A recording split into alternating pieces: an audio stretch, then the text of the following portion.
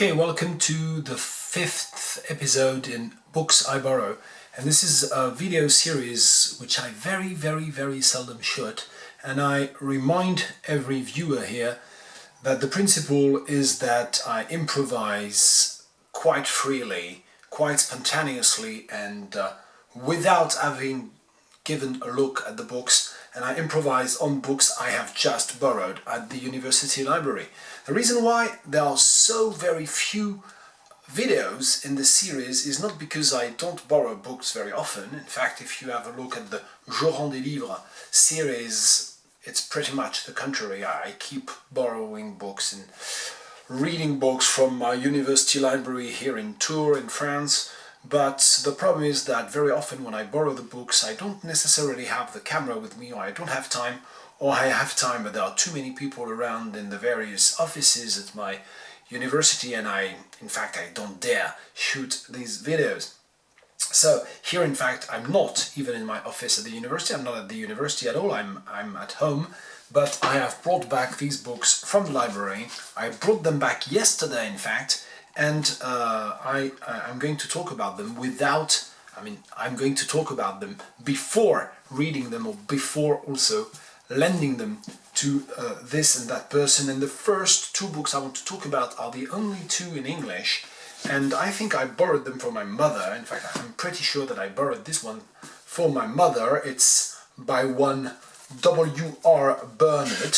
It's called The Asphalt Jungle, and I think that my mother wanted another book by Bernard, but well, here she goes. That's the only one I could retrieve from the library. It's the only one they had, and this is a rather old copy. I mean, if you look at the cover, it's really coming apart, so she will have to be very careful, but I know she is, and I will need to tell the people at the library that it was already in bad shape before I borrowed it.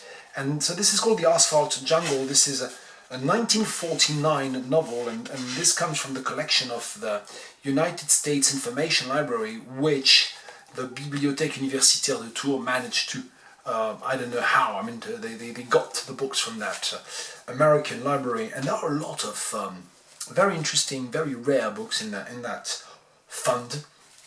So here, The Asphalt Jungle, which I haven't read, which I certainly won't read because I have too much, on my hands already, too many books to read and too much work. So anyway, so that's The Asphalt Jungle. And the other book in English, I'm not even sure this is from my mother. This is by one James Updyke. I know I booked it, but I don't really know why. But it's entitled It's Always 4 o'clock, and it's by James Updyke, and this is not John Updyke, in case you were thinking I was being completely mistaken. So if you want to Google who James Updyke with a Y was, well, there you go. And this comes again from this library du Centre Culturel Américain, so you can see the stamp here with the dedication. And I started, in fact, reading the first few pages of this novel, and it's very weird. I'm going to read the first paragraph. It was a real cold night, and this big train shed of a place they called Memorial Hall was damp and drafty. You'd think 3,000 or 4,000 people all huddled together would stir up a little warmth, but this big town on the river was like Siberia in the winter, and the cold sneaked in every place. People barked like seals all around us, and there was a loud humming and rustling all through the joint that began to bother me and make me jumpy. Anyway, I felt as out of place as a blind man at a burlesque show. This is James Updyke, so I will let you know if I have read them, or if I have at least devoted more attention to these books than I have yet. There are two books in German, but I'm not going to speak in German because my German is awfully rusty. I still read quite a lot of German, but I never practice, so I can't speak German really anymore. And these are, I don't know if you can, yeah, here we go. This is from the complete works of Friedrich Schiller, die Sämtliche Werke, and this is in the Phaidon edition. It's a very, very nice collection. I really wish I had those books, but I wouldn't have time to read them, really. So this is, I think it's a collection in 7 or 8 volumes, I think, and I borrowed the first volume because I wanted to read some of Schiller's early poetry again.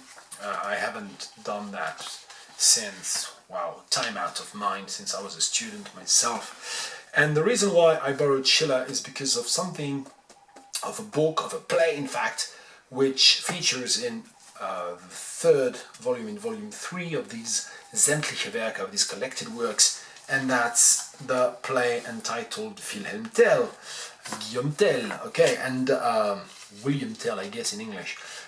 So I wanted to read this, or at least to have a look at it, because I read a book very recently. It's in the last video of Je range mon bureau, and in that book, and you will look it up or you won't, this play by Friedrich Schiller is at the center of the novel itself.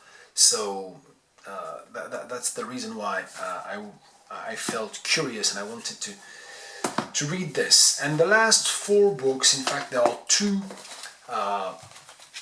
journals. So this one is one of the most recent issues of the Littérature, Revue de Littérature. No, this one is, yes, Littérature, and this is issue 191, and it's a special issue devoted to Simone de Beauvoir as an autobiographer, and I thought this would interest my wife, that my spouse would be interested in this, so here she goes, she can have a look at it. And I also borrowed one of the recent issues. It's January 2019 of the Revue de Littérature Comparée. It's issue 369. And the reason why I borrowed this is because there are a few articles there which I'd like to read. One of these articles is one by Jean-Yves Masson about translation between criticism and creation. So again and again, you know, coming to that idea that translation is critical in the deepest sense, the deepest possible sense, but it's also creative. So how creative can a translation be, or a translator be? So, and there is another article I'd like to read, which is about Sartor Resartus by Carlyle, and it's again about this notion of transposing and translating, so we'll see. And the last 2 books are by poets, contemporary French poets, and a favorite of mine, and one that is not so much a favorite of mine, and this is by Jacques Réda, and I love Jacques Réda's poetry. I don't think I've ever read anything by Réda that I found dull, and this is the 5th volume in his Physique Amusante, and it's entitled Rythme, Chaos, Mythologie.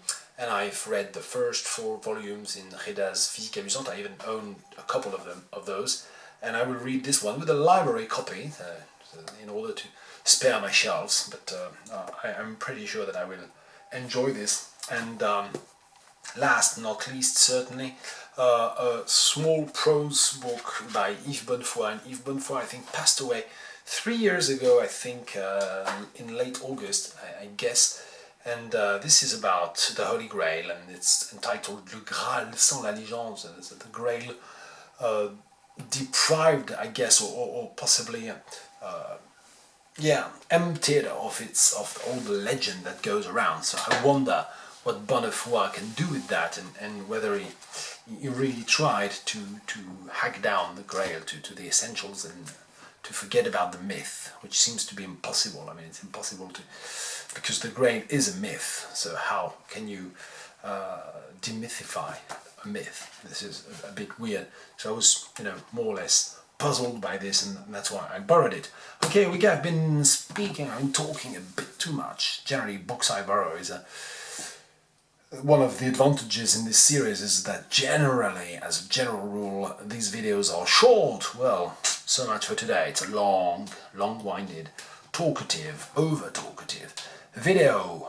Chatterboxy, you can't say chatterboxy. Well, anyway, shut up, you.